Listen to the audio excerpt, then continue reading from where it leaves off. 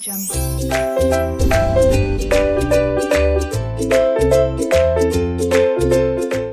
Hello everyone, now we are going to look at SCMP amendments in chapter performance measurement and evaluation. Okay, दोस्तों performance measurement and evaluation chapter में जो सारे amendments हैं उसको हमने number कर दिया है number 1, number 2, number 3 and so on. Okay, number 1 जो हमारा टॉपिक था रिस्पॉन्सिबिलिटी अकाउंटिंग, उसमें जो ऑर्गेनाइजेशनल स्ट्रक्चर्स दे रखे थे दोस्तों, उसमें दो और नए ऑर्गेनाइजेशनल स्ट्रक्चर्स ऐड हो गए हैं. One is entrepreneurial structure and second is matrix organisational structure. Right, कुल मिलाकर there are 4 types of organisational structure.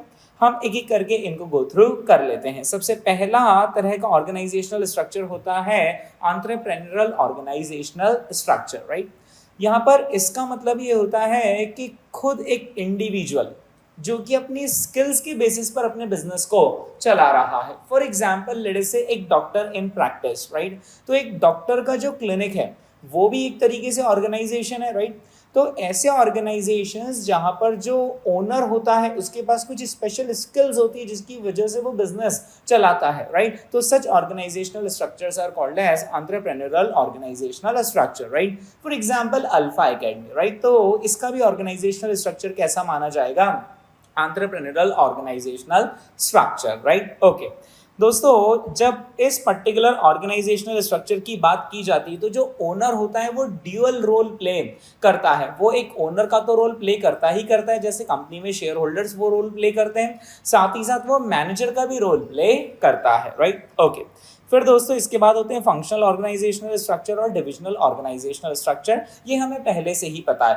Functional organisational structure का मतलब होता है कि ऑर्गेनाइजेशन को फंक्शंस में डिवाइड किया गया है. फॉर एग्जांपल परचेज फंक्शन हुआ, सेल फंक्शन हुआ, रिसर्च एंड डेवलपमेंट फंक्शन हुआ and so on. Right, divisional organisational structure का मतलब होता है कि एक बड़ा ग्रुप है और वो काफ़ी सारे सेगमेंट्स में ऑपरेट कर रहा है. फॉर एग्जांपल रिलायंस इंडस्ट्रीज का एक डिवीजन हो जाएगा लेट अस से ऑयल एंड गैस डिवीजन, दूसरा हो जाएगा टेलीकॉम डिवीजन, या फिर तीसरा हो जाएगा रिटेल डिवीजन. राइट, तो ऐसे डिविजनल ऑर्गेनाइजेशनल स्ट्रक्चर को हम कहते हैं जहां पर कि ऑर्गेनाइजेशन को डिविजन्स में डिवाइड किया गया हो. राइट, ये वो दो स्ट्रक्चर्स थे जो कि ऑलरेडी हमारे सिलेबस में पहले से ही थे. So this are same as earlier. Now the fourth type of structure is matrix organisational structure. नाम से ही पता चलता है कि here we have a matrix. Right, तो यहाँ पर अगर आप एक मैट्रिक्स की नज़रों से सोचेंगे है ना, तो मैट्रिक्स में रोज भी होती हैं और कॉलम्स भी होते हैं. राइट, उसी तरीके से इस पर्टिकुलर ऑर्गेनाइजेशनल स्ट्रक्चर में मैनेजर्स यहाँ से भी देखते हैं अपने स्टाफ को और मैनेजर्स यहाँ से भी देखते हैं अपने स्टाफ को. राइट, अगर आप इस पर्टिकुलर डायग्राम को देखेंगे तो आपको चीज़ें क्लियर होंगी. ओके दोस्तों, एक कंपनी है जिसमें कुछ प्रोजेक्ट्स चल रहे हैं. Let us say here we have project A, we have project B and we have project C. Right, think of Infosys. Infosys में काफ़ी सारे प्रोजेक्ट्स चल रहे हैं. राइट, हर प्रोजेक्ट का अपना एक प्रोजेक्ट मैनेजर होता है और प्रोजेक्ट को एग्जीक्यूट करने में अलग अलग टैलेंट का स्टाफ हमें लगता है. राइट, फॉर एग्जांपल वेबसाइट बनानी तो हमें उसमें डिज़ाइनर भी लगेगा, हमें उसमें कोडिंग का बंदा भी लगेगा, टेस्टिंग का बंदा भी लगेगा एंड सो ऑन. राइट, फिर हो सकता है कि वेबसाइट से रिलेटेड कुछ कमर्शियल डिस्कशन करना रहे तो हमें चार्टर्ड अकाउंटेंट की भी ज़रूरत होगी and so on. Right, okay. तो क्या होता है कि पर्टिकुलर प्रोजेक्ट मैनेजर के पास कुछ स्टाफ होता है. राइट, और अब ये जो स्टाफ होते हैं इनके पास अलग अलग स्किल्स होती है. राइट, फॉर एग्जांपल एक स्टाफ फाइनेंस टीम से आया होगा, एक स्टाफ मैन्युफैक्चरिंग टीम से आया होगा, कुछ स्टाफ सेल्स टीम से आए होंगे. राइट, और ये सब मिलाकर एक पर्टिकुलर प्रोजेक्ट पर काम कर रहे हैं, that is project A. Okay, उसी तरीके से project B and project C. Right, अब ये जो पर्टिकुलर स्टाफ है. राइट, ये पर्टिकुलर स्टाफ अपने प्रोजेक्ट मैनेजर को तो रिपोर्ट करेगा ही करेगा, है ना, लेकिन इस पर्टिकुलर स्टाफ को अपने डिविजनल सुपर हेड को भी रिस्पॉन्ड करना पड़ेगा. यानी कि जो इसका डिविजनल सुपरवाइजर है, for example vice president in finance हुआ, या फिर इस पर्टिकुलर स्टाफ का जो डिविजनल हेड हुआ यानी कि वीपी मैन्युफैक्चरिंग, या इस पर्टिकुलर स्टाफ का जो डिविजनल हेड हुआ वीपी सेल्स. राइट, तो एक पर्टिकुलर सेल्स का बंदा अपने सेल्स के मैनेजर को तो रिपोर्ट करेगा ही करेगा, साथ ही साथ उसको जिस प्रोजेक्ट में लगा रखा है उस पर्टिकुलर प्रोजेक्ट मैनेजर को भी रिपोर्ट करेगा। And hence such type of structures are called as matrix organisational structures, right. दोस्तों मैट्रिक्स ऑर्गेनाइजेशनल स्ट्रक्चर का एक बहुत बड़ा एडवांटेज ये है कि यहाँ पर क्योंकि अलग अलग डिविजन है, कोई सेल्स टीम से आया है, कोई मैन्युफैक्चरिंग से आया, कोई फाइनेंस आया है, तो ये एक दूसरे को अपनी अपनी स्किल्स सिखा सकते हैं, जिससे कि एक कंप्लीट रिस्पॉन्सिबिलिटी, कंप्लीट प्रोजेक्ट का ओवरव्यू इन सभी स्टाफ को आने लगता है, राइट। So this is the advantage of matrix organisational structure. Okay, इसके बाद दोस्तों हम आते हैं अमेंडमेंट नंबर 2 पर। ये भी अगेन रिस्पॉन्सिबिलिटी अकाउंटिंग टॉपिक से अमेंडमेंट है। परफॉर्मेंस मैनेजमेंट सिस्टम नाम का एक छोटा सा नया टॉपिक आईसीआई ने ऐड कर दिया है। ये एक्चुअली आईसीआई ने थोड़ी सी रीस्ट्रक्चरिंग, रीऑर्गेनाइज किया है इस पर्टिकुलर चैप्टर को, है ना। तो यहाँ पर लिखा गया है कि अगर परफॉर्मेंस मैनेजमेंट सिस्टम, वापस से इन वर्ड्स को फील करें, परफॉर्मेंस मैनेजमेंट सिस्टम को अगर कोई ऑर्गेनाइजेशन इंप्लीमेंट करना चाहती है, यानी ऑर्गेनाइजेशन कहती है कि हमें हमारी परफॉर्मेंस को मैनेज करना है, कोई सिस्टम बताइए, राइट। तो इस सिस्टम को आखिर इंप्लीमेंट करने की स्टेप बाय स्टेप प्रोसेस क्या है, तो वो यहाँ पर दे रखी है। So there are how many steps? There are 4 steps, right. And this are pretty easy steps. सबसे पहले हम ऑर्गेनाइजेशन को कहेंगे कि हे ऑर्गेनाइजेशन, आपको सबसे पहले अपना ऑर्गेनाइजेशनल स्ट्रक्चर डिफाइन करना पड़ेगा। क्या आपका ऑर्गेनाइजेशनल स्ट्रक्चर एंटरप्रेन्योरल स्ट्रक्चर है, या फिर वो फंक्शनल स्ट्रक्चर है, या फिर वो डिविजनल स्ट्रक्चर है, या फिर वो मैट्रिक्स ऑर्गेनाइजेशनल स्ट्रक्चर है। So step number 1 is that you have to define your organisational structure, right. Then step number 2 is कि जो भी स्टाफ उस पर्टिकुलर स्ट्रक्चर में आ रहे होंगे, आपको उनको रिस्पॉन्सिबिलिटी असाइन करनी होगी, which means you have to define the responsibility centres, जिसमें से कुछ बनेंगे कॉस्ट सेंटर्स, कुछ बनेंगे रेवेन्यू सेंटर्स, कुछ बनेंगे investment centres and so on, right. फिर हमने ऑर्गेनाइजेशनल स्ट्रक्चर डिफाइन कर दिया, फिर हमने रिस्पॉन्सिबिलिटीज डिफाइन कर दी। हाँ, now the third thing is कि अब आपको उन लोगों की परफॉर्मेंस को मेजर करने के लिए कुछ की परफॉर्मेंस इंडिकेटर्स आइडेंटिफाई करने पड़ेंगे। फॉर एग्जांपल सेल्स टीम की हम परफॉर्मेंस इन पैरामीटर्स पर मेजर करेंगे, मैन्युफैक्चरिंग टीम की हम परफॉर्मेंस इन पैरामीटर्स पर मेजर करेंगे। इन्हें हम कहते हैं की परफॉर्मेंस इंडिकेटर्स, राइट। और सिर्फ की परफॉर्मेंस इंडिकेटर ही उनको कम्युनिकेट नहीं करना है, उनको ये तो पता नहीं कि हम आपकी परफॉर्मेंस कैसे मेजर करेंगे, साथ ही साथ हमें उन्हें टारगेट्स भी देने होंगे, राइट। Then fourth step and the last step is कि आपको उनकी एक्चुअल परफॉर्मेंस को मेजर करना पड़ेगा, उसे कंपेयर करना पड़ेगा अगेंस्ट द टारगेट, और जो भी डिफरेंस होगा उसके रीजंस को आइडेंटिफाई करके आपको करेक्टिव एक्शंस लेनी होंगी, राइट। तो दोस्तों परफॉर्मेंस मैनेजमेंट सिस्टम को इंप्लीमेंट करने के लिए हमें 4 स्टेप्स करनी होती है। कौन कौन सी हैं वो 4 steps? Firstly we have to determine the organisational structure, okay. फिर उसके बाद नेक्स्ट इज कि हमें रिस्पॉन्सिबिलिटी सेंटर्स आइडेंटिफाई करने होते हैं। फिर उसके बाद हमें परफॉर्मेंस मेजर्स वहाँ पर लगाने होते हैं, और उन परफॉर्मेंस मेजर्स को के लिए हमें टारगेट देने होते हैं, और फिर उसके बाद हमें रिव्यू करनी होती है performance, and then we have to take the corrective actions, right. Okay दोस्तों, ये हमने देखा परफॉर्मेंस मैनेजमेंट सिस्टम को इम्प्लीमेंट करने की स्टेप बाय स्टेप प्रोसेस, है ना। आईसीआई ने एक केस स्टडी दी है, और उस केस स्टडी के अंदर उन्होंने फर्स्ट पॉइंट ये पूछ लिया है कि organisation performance management system implement करना चाहती है, बताइए मिस्टर सी आखिर क्या क्या उन्हें करना पड़ेगा। सो this is the step by step process, okay. Now let us come on to amendment number 3. दोस्तों शेयर होल्डर वैल्यू एडेड नाम का टॉपिक था, जो कि प्योर फाइनेंशियल मेजर्स के अंदर आता था। प्योर फाइनेंशियल मेजर्स के अंदर एक तो रिटर्न ऑन इन्वेस्टमेंट आता था, दूसरा रेसिडियल इनकम आता था, तीसरा इकोनॉमिक वैल्यू एडेड आता था, और चौथा शेयर होल्डर वैल्यू एडेड था। वो अब आईसीआई ने अपने स्टडी मटेरियल से रिमूव कर दिया है, ओके। इसके बाद है अमेंडमेंट नंबर 4। आईसीआई ने अपने केस स्टडी डाइजेस्ट जो कि मार्च 2021 में इशू किया था, उसमें एक स्किल असेसमेंट बेस्ड क्वेश्चन दिया है, जो कि आईसीआई की केस स्टडी डाइजेस्ट में आपको क्वेश्चन नंबर 9 पे मिलेगा, राइट। अगर आप हमारा अल्फा एकेडमी वाला केस स्टडी डाइजेस्ट देखेंगे तो आपको पेज नंबर 104 पर ये वाला क्वेश्चन मिलेगा, राइट। ये particular question mother company limited वाला क्वेश्चन ऑर्गेनाइजेशनल स्ट्रक्चर से रिलेटेड है, राइट। तो इसका वीडियो आपको नीचे प्लेलिस्ट में अमेंड 4 के नाम से मिल जाएगा, आप उस वीडियो को वॉच कर लेंगे, पर्टिकुलर क्वेश्चन आपका कवर हो जाएगा, ओके।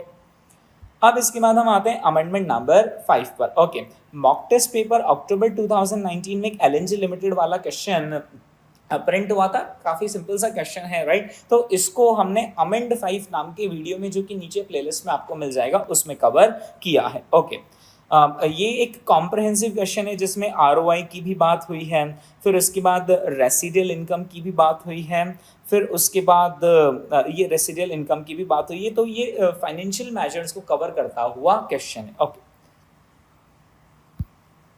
फिर अमेंडमेंट नंबर 6। तो आईसीआई ने इस परफॉर्मेंस मेजरमेंट चैप्टर के अंदर ना थ्योरी को रीऑर्गेनाइज किया, रीस्ट्रक्चर किया है।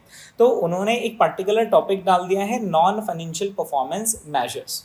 यानी कि यहाँ पर वो समझाना चाह रहे हैं why non financial performance measures are important, right. वैसे ये हमें पहले से भी पता है that non financial measures are really important in addition to financial measures, right. लेकिन उन्होंने यहाँ पर ये टॉपिक समझाया है, उसकी थ्योरी यहाँ पर एड्रेस करी हुई है, और क्या क्या डिफिकल्टीज या फिर शॉर्टकमिंग्स आती है क्वालिटेटिव इंफॉर्मेशन यानी कि नॉन फाइनेंशियल मेजर्स को लगाने को, राइट। ये थ्योरी हमें पढ़ना ज़रूरी है, क्योंकि जो केस स्टडी आती है उसके अंदर हो सकता है कि ऐसा पूछें कि नॉन फाइनेंशियल मेजर्स हमें लगाने चाहिए या नहीं, उसके क्या एडवांटेजेस है, उसके क्या लिमिटेशंस है, राइट। तो इस चीज़ को दोस्तों अमेंड 6 नाम का वीडियो, जो कि आपको नीचे प्लेलिस्ट में मिल जाएगा, उसके अंदर कवर किया गया।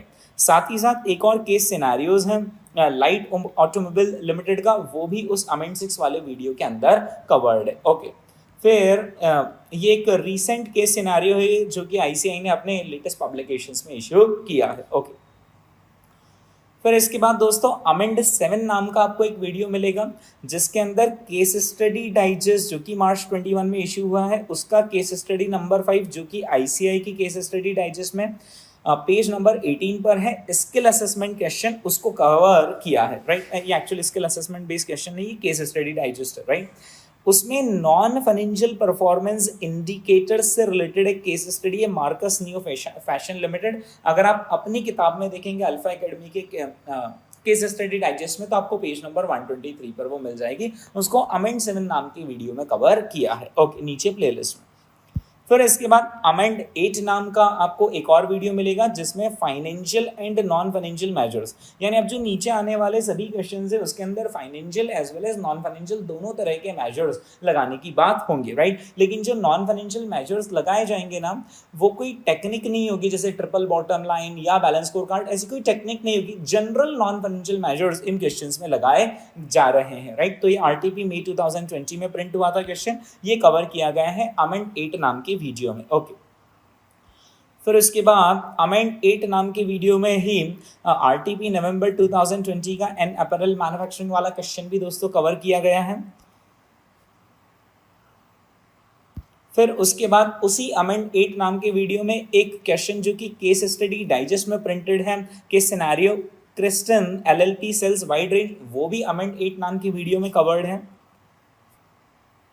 और एक और केस सिनेरियो नंबर 34 जो कि हमारे अल्फा एकेडमी के केस स्टडी डाइजेस्ट में पेज नंबर 109 पर मिलेगा, उसका नाम है star tiles production limited, ICI की केस स्टडी डाइजेस्ट से लिया गया है। यह वाला केस सिनेरियो भी अमेंड 8 नाम की वीडियो में मिलेगा। ओके, फिर इसके बाद हम आते हैं अमेंड 11। ओके दोस्तों, HAL इज ए मैन्युफैक्चरर वाला एक क्वेश्चन है, ये कोई अमेंडमेंट नहीं है। ये जो केस स्टडी है ये ऑलरेडी आपके नोट्स में पहले से ही थी, जो हमारी केस स्टडी की बुकलेट थी उसके अंदर, राइट। लेकिन पहले इसको होमवर्क दिया गया था, और अब जो लेटेस्ट वीडियोस है उसके अंदर मैक्सिमम केस स्टडीज को क्लास वर्क के अंदर करवाया गया है। यानी मान के चलिए कि 95% of the case studies, case scenarios, skill assessment based question जो भी थ्योरी टॉपिक से रिलेटेड है, वो सब क्लास वर्क के अंदर ही करवा दिए गए हैं। तो वही वीडियो शूटिंग आपको HAL की जो पहले होमवर्क था वो क्योंकि क्लास वर्क में करवाए, तो उसके वीडियोज आपको अमेंड 11 में मिल जाएंगे। अगर आपने पहले से ही कवर कर लिया, आपको समझ में आ गया, तो फिर वेल एंड गुड, आप इसको स्किप कर दीजिए। नहीं समझा आपको तो आप अमेंड 11 नाम का वीडियो देख सकते हैं, ठीक है। फिर इसके बाद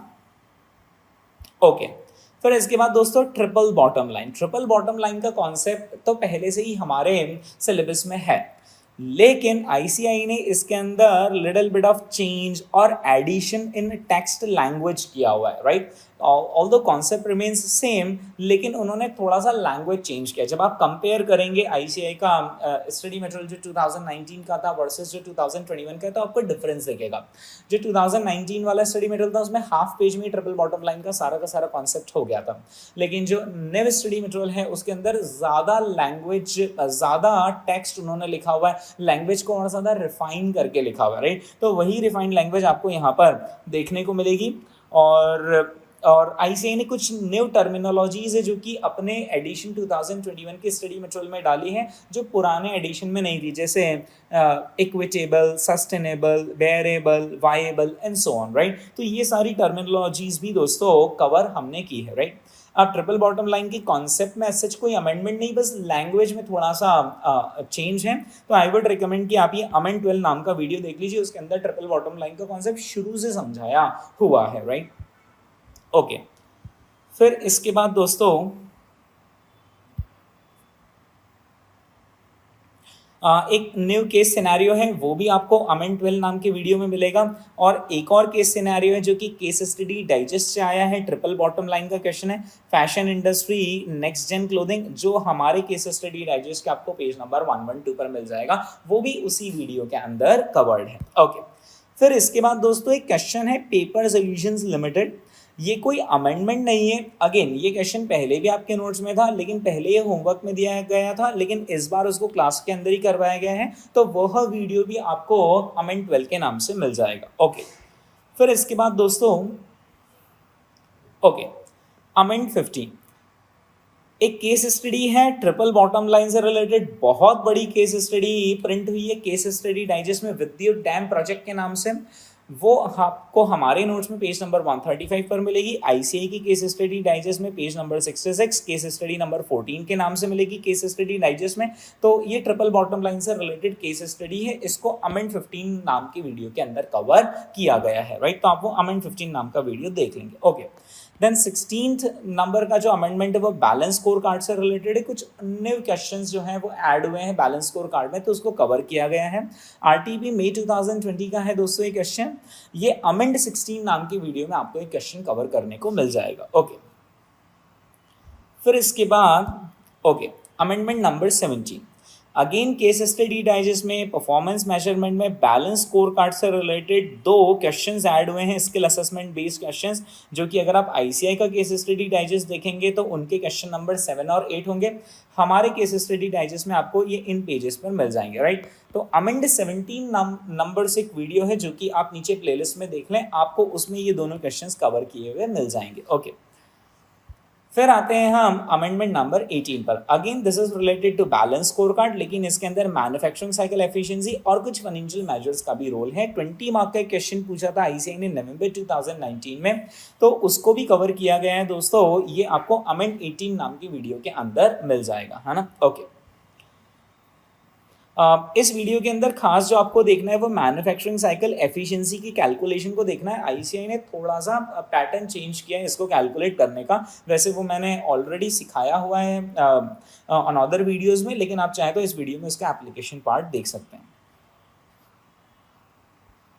ओके, फिर अमेंड 19 नाम का आपको एक वीडियो मिलेगा जिसके अंदर RTP 2019 में प्रिंटेड इस particular case study B steels वाली केस स्टडी को कवर किया गया है। ओके, ये हमारे बैलेंस स्कोर कार्ड से रिलेटेड अमेंडमेंट्स कंप्लीट होंगे यहाँ पर। हाँ जी, अब इसके बाद एक और परफॉर्मेंस मेजर होता है परफॉर्मेंस पिरामिड। दोस्तों परफॉर्मेंस पिरामिड का कॉन्सेप्ट तो एग्जैक्टली वैसा का वैसा ही है, बट कुछ एडवांटेजेस और डिसएडवांटेजेस होते हैं परफॉर्मेंस पिरामिड के, वो और ऐड किए गए हैं। अब ये जो एडिशन है ICAI ने अपने स्टडी मटेरियल में तो ऐड नहीं किया, लेकिन उन्होंने एल्सवेयर एक क्वेश्चन पूछा और जहाँ पर उन्होंने advantages of performance pyramid and disadvantages of performance pyramid को लिखा है, तो मैंने वहाँ से उठाकर अपने नोट्स के अंदर इसको ऐड किया है। तो आप भी यहाँ पर एडवांटेजेस और डिसएडवांटेजेस देख सकते हैं परफॉर्मेंस पिरामिड के अमेंडेड 20 नाम के वीडियो में। फिर इसके बाद दोस्तों अमेंडमेंट नंबर 21 परफॉर्मेंस पिरामिड से रिलेटेड 2 केस सिनेरियोज ICAI ने ऐड किए अपने केस स्टडी डाइजेस्ट में। आईसीआई की केस स्टडी डाइजेस्ट में केस सिनेरियो नंबर 1 है और 12 है। हमारे केस स्टडी डाइजेस्ट में इस पेज पर आपको ये केस सिनेरियोस मिल जाएंगे, ठीक है। ओके, हमारा जो केस स्टडी डाइजेस्ट है वो हमने टेलीग्राम चैनल पर भी फॉरवर्ड किया हुआ है, तो आप टेलीग्राम चैनल पर विजिट करके वहां से भी डाउनलोड कर सकते हैं। सभी व्हाट्सएप ग्रुप पर भी वो फॉरवर्ड किया गया है case study digest. Okay, alternatively आप आईसीआई के वेबसाइट पर जाकर वहां से केस स्टडी डाइजेस्ट को डाउनलोड कर सकते हैं। ओके, ये आप अमेंड 21 नंबर का वीडियो देखेंगे तो ये दोनों चीज़ें कवर हो जाएंगी। ओके, फिर इसके बाद आता है अमेंड 22 नाम का वीडियो, जिसके अंदर दी बिल्डिंग ब्लॉक मॉडल से रिलेटेड क्वेश्चन को कवर किया गया है। ये क्वेश्चन 20 मार्क्स का था, मॉक टेस्ट पेपर अक्टूबर 2020 में। इसको अमेंड 22 नाम की वीडियो में कवर किया गया है। ओके, फिर इसके बाद आता है अमेंड 23 नाम का video, again building block model से रिलेटेड केस स्टडी डाइजेस्ट में केस सिनेरियो प्रिंट हुआ है, तो उसको अमेंड 23 नाम की वीडियो से कवर किया गया है। ओके, फिर इसके बाद एक केस स्टडी है ग्रैब एंड गो। ये एज सच कोई अमेंडमेंट नहीं है, ये पहले भी आपके नोट्स में था, लेकिन पहले ये होमवर्क में दिया गया था, अब इसको भी क्लास वर्क के अंदर करवा दिया गया है, राइट। तो आप चाहें तो इसका वीडियो भी देख सकते हैं, वो आपको इसी के अंदर मिलेगा, अमेंड 23 नाम की वीडियो के अंदर। ओके, फिर इसके बाद अमेंड 25 की बात करते हैं। Again the building block model से रिलेटेड है, केस स्टडी डाइजेस्ट में 2 केस स्टडीज आईसीआई ने दी हुई है। ये दोनों केस स्टडीज भी अमेंड 25 नाम की वीडियो में कवर की हुई है, राइट। ओके, ये आपको बेसिक रूल पता होगा कि जब भी आप बिल्डिंग ब्लॉक मॉडल का केस स्टडी देख रहे हैं, उससे पहले आपका बिल्डिंग ब्लॉक मॉडल के कॉन्सेप्ट को गो थ्रू करना बहुत ज़रूरी है। एटलीस्ट आपको उसकी एक बार रीडिंग लगानी होगी, राइट। अब दोस्तों इसके बाद हम आते हैं अमेंड 26 पर, and that is related to performance prism. अब आईसीआई ने क्या किया है, जैसा ट्रिपल बॉटम लाइन में किया था ना, कॉन्सेप्ट वही है, लेकिन उन्होंने लैंग्वेज चेंज कर दी और लैंग्वेज में एडिशन है, राइट। उसी तरीके से परफॉर्मेंस प्रिज्म में भी क्या हुआ है, थोड़ा सा लैंग्वेज चेंज हुआ है और लैंग्वेज में काफ़ी सारा एडिशन है। वो लैंग्वेज में एडिशन किस तरीके से आया है वो मैं आपको बताता हूँ। जो प्रीवियस वर्जन था स्टडी मटेरियल का, उसके अंदर ये जो 5 फैसेट्स लिखे थे ना परफॉर्मेंस प्रिज्म के, बस उनका नाम लिखा था और ये 1 लाइनर नाम लिखा था और ये 1 लाइनर इतना सा लिखा था, राइट। लेकिन आईसीआई ने फिर एक क्वेश्चन पूछा परफॉर्मेंस प्रिज्म का और उसके अंदर उन्होंने ज़्यादा डिटेल में चीज़ों को लिखा है, राइट। तो मैंने क्या किया, उस पर्टिकुलर क्वेश्चन से उठाकर वो जो डिटेल्स है वो हमारे नोट्स के अंदर अपडेट किए, राइट। तो डिटेल्स एक्चुअली आपको बहुत ज़रूरी है, तभी आप जाकर 20 मार्क्स के क्वेश्चन को हैंडल कर पाओगे, राइट। तो ये जो पर्टिकुलर कॉन्सेप्ट है, मैंने इसका पूरा का पूरा वीडियो आपको प्रोवाइड करवा दिया है परफॉर्मेंस प्रिज्म का। तो या तो आप इसको सेल्फ रीडिंग कर लें, और नहीं अगर आप पूरा कॉन्सेप्ट समझना चाहते हैं तो आप अमेंड 26 नाम का वीडियो देख सकते हैं, ठीक है। ओके, फिर इसके बाद अमेंड 27 दोस्तों, ये है परफॉर्मेंस मेजर्स प्रॉब्लम से रिलेटेड टॉपिक पर, है ना। परफॉर्मेंस मेजर्स को लेकर क्या क्या प्रॉब्लम्स होती है, तो आपके जो एग्जिस्टिंग मटेरियल है उसके अंदर ये सारी प्रॉब्लम्स लिखी हुई आपको मिलेंगी।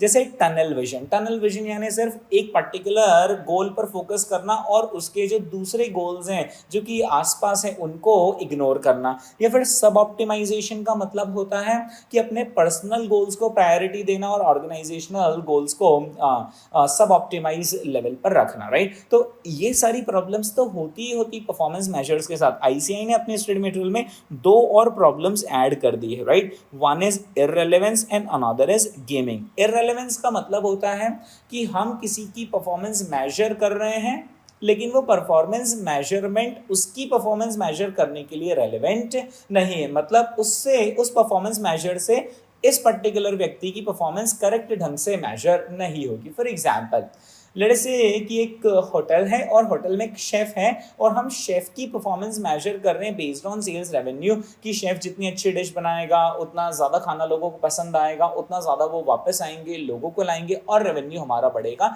तो रेवेन्यू से लिंक कर दी हमने किसकी परफॉर्मेंस, शेफ़ की परफॉर्मेंस, राइट।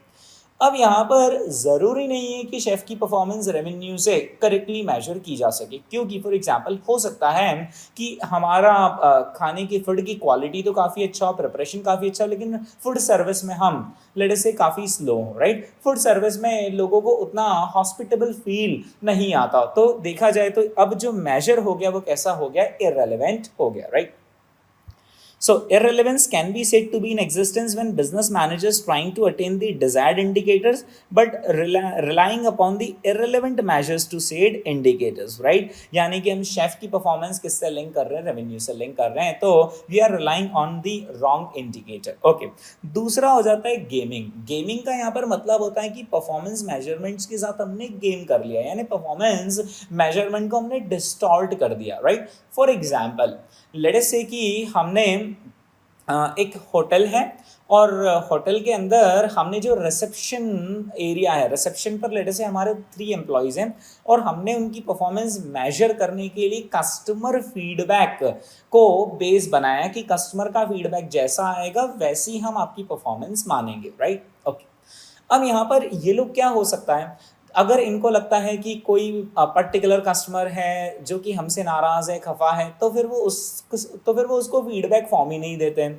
यानी कि वो कस्टमर रेटिंग ही नहीं दे पाता है। और जिन कस्टमर्स को लेकर इनको लगता है कि हाँ this customer is happy about our services, तो फिर वो उसको फीडबैक फॉर्म ले जाकर दे देते हैं, right? So they are distorting the performance measurement, right? So gaming is basically a deliberate attempt to distort the measures to be in an advantageous position, right? It includes the altering of variable to influence the measured performance. Okay, तो ये दो और problems होती है performance major के साथ, इन addition to ये जो प्रॉब्लम्स लिखी हुई जो आपके नोट्स पे ऑलरेडी है। ओके, अब हम आते हैं अमेंडेड 28 पर, है ना दोस्तों? ये है बेंचमार्किंग स्कीम से रिलेटेड, और जो प्रोसेस ऑफ बेंचमार्किंग नाम का टॉपिक है वो तो पुराना है, लेकिन उसका जो कंटेंट है वो आईसीएआई ने रीऑर्गेनाइज कर दिया है ना? तो प्रोसेस ऑफ बेंचमार्किंग का पूरा कंटेंट रीऑर्गेनाइज हो गया है, वो आपको अमेंड 28 नाम की वीडियो में देखने को मिल जाएगा। ओके, अब इसके बाद अब performance measurement in the not for profit sector, यह अगेन ये जो टॉपिक है पुराना है, लेकिन इसकी लैंग्वेज में कहीं पर चेंजेस हैं या एडिशन है। फॉर एग्जांपल यहाँ पर उन्होंने ये कुछ की कैरेक्टरिस्टिक्स नाम से चीज़ डाली है, फिर उसके बाद यहाँ पर ये जो की चैलेंजेस है, अगर आप स्टडी मटेरियल एडिशन 2019 में देखेंगे तो आपको की चैलेंजेस तो 4 की चैलेंजेस दिखेंगे, लेकिन उसमें कुछ नाम आपको यहाँ पर बदले हुए दिखेंगे, जो कि अर्लियर स्टडी मटेरियल 2019 में अलग नाम थे और 2021 में अलग नाम है, राइट? एडिशन 2021 में यह नाम है ना? साथ ही साथ इन सारे की चैलेंजेस को कैसे फेस करना, वो तरीके भी नए वाले स्टडी मटेरियल में ऐड किए, पुराने वाले स्टडी मटेरियल में नहीं थे। जैसे कि उन्होंने ये वे आउट लिखा हुआ है, right, that how to deal with this particular difficulty, है ना? तो अब क्योंकि इसमें ना बीच में चेंजेस थे और थोड़े चेंजेस थे, right? So what I did is कि मैंने इसका कंप्लीट वीडियो आपको अमेंडेड 29 नाम की वीडियो से प्रोवाइड किया गया है, राइट? अब आपकी इच्छा हो तो आप वीडियो देखकर कवर कीजिए, आपकी इच्छा हो तो आप सिर्फ ये टेक्स्ट पढ़ लेंगे तो भी आपका काम हो जाएगा, राइट?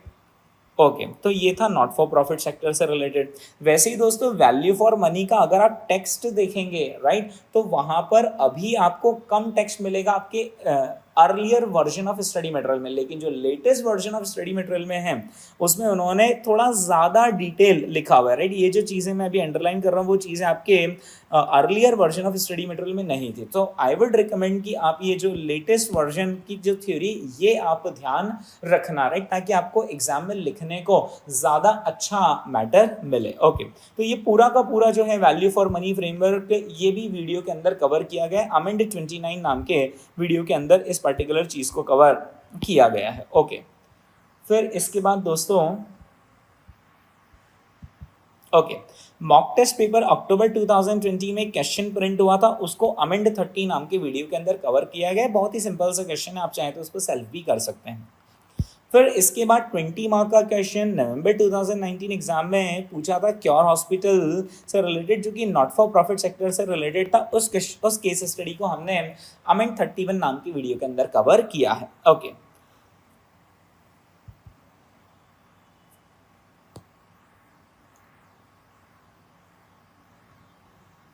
फिर इसके बाद the town of silver saints नाम की केस स्टडी है। ये कोई अमेंडमेंट नहीं है, पहले भी आपके नोट्स के अंदर थी, लेकिन पहले हमने इसको होमवर्क दिया था, अब हमने इसको भी क्लास के अंदर कवर कर लिया। तो ये नॉट फॉर प्रॉफिट सेक्टर से रिलेटेड केस स्टडी, इसको आपको अमेंड 32 वीडियो के अंदर कवर करने को मिल जाएगी। ओके,